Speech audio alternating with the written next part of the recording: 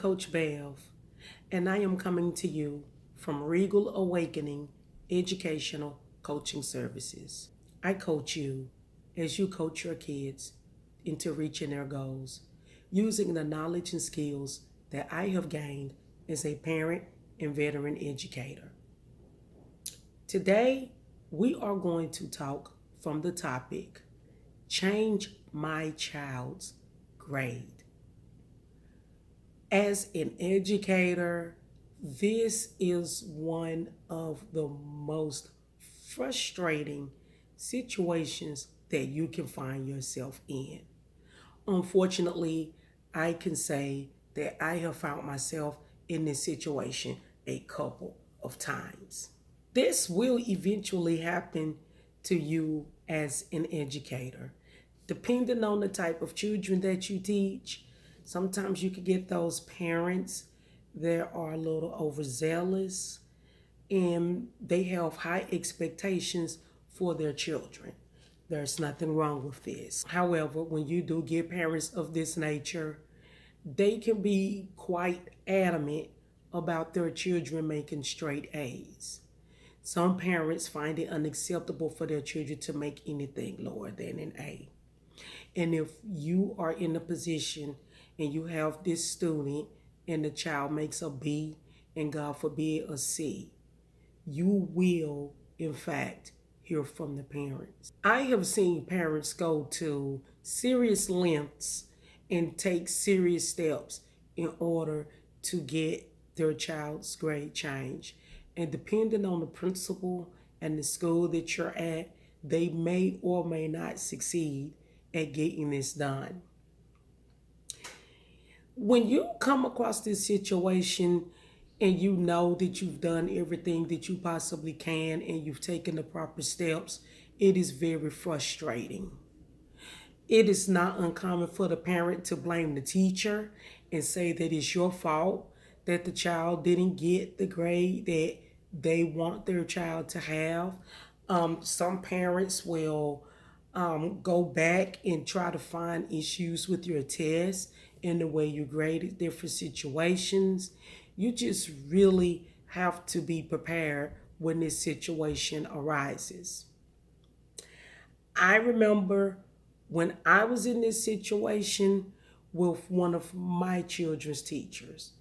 However, it wasn't a situation of where I wanted my child's grade to get changed.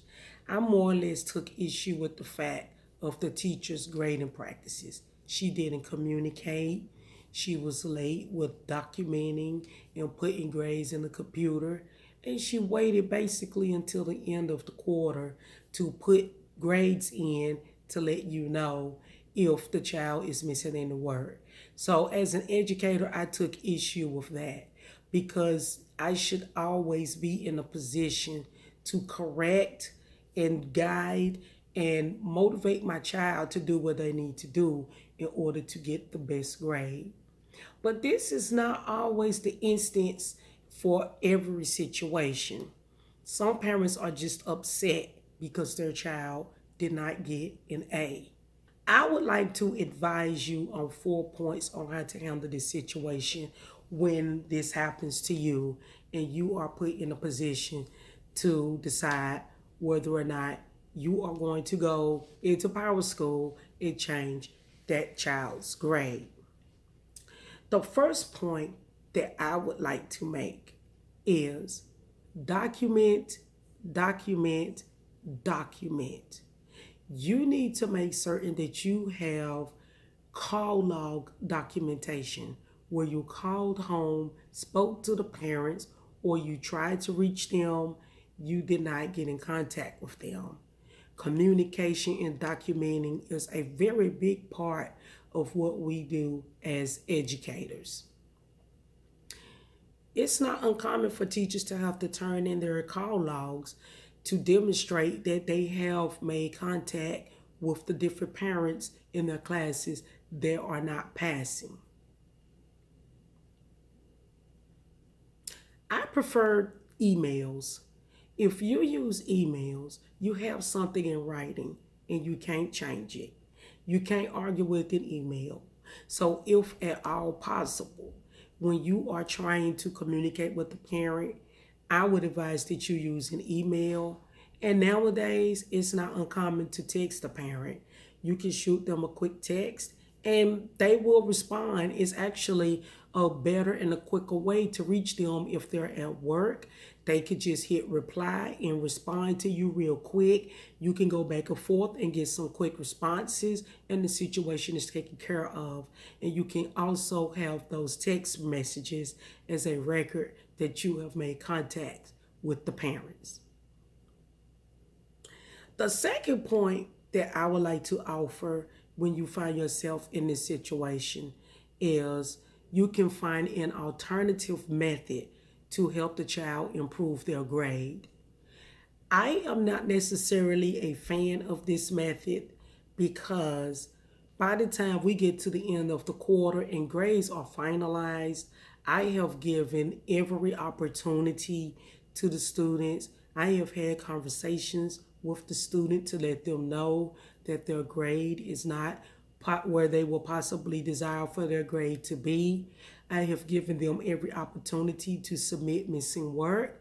I have given them every opportunity to do whatever they need to do to get the best possible grade. So when it's time to put grades in the computer and finalize grades for the quarter, that is not a time that I am trying to give extra work that is going to be graded. In addition, if I'm going to give extra credit and extra opportunities to one child, I want to give them to everybody so that everybody can have an opportunity to improve their grade.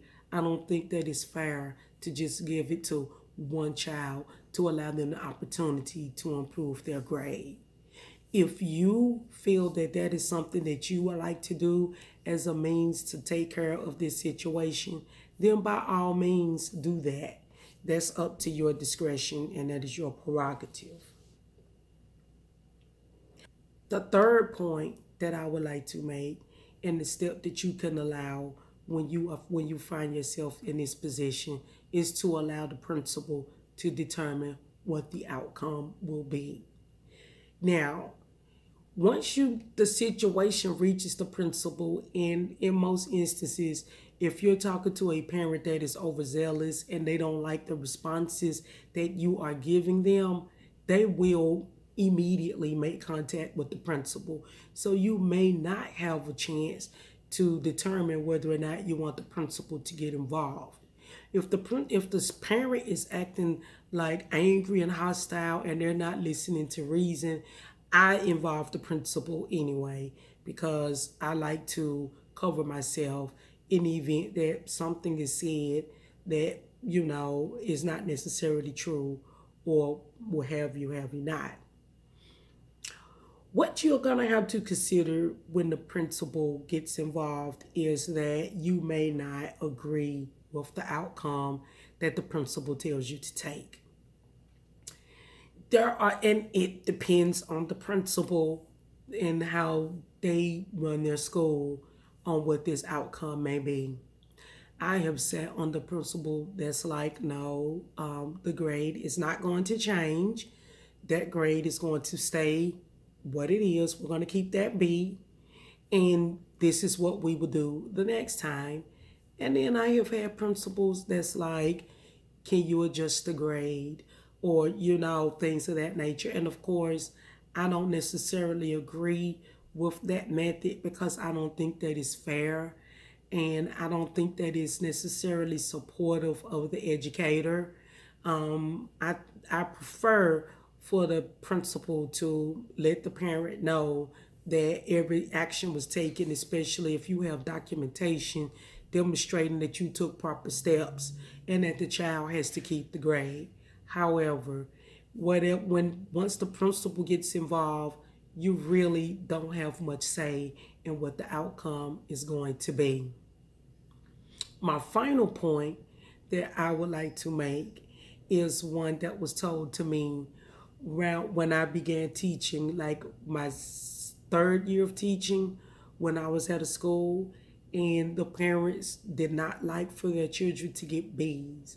And I've had coworkers to come to me and say, pick which hill you would like to die on.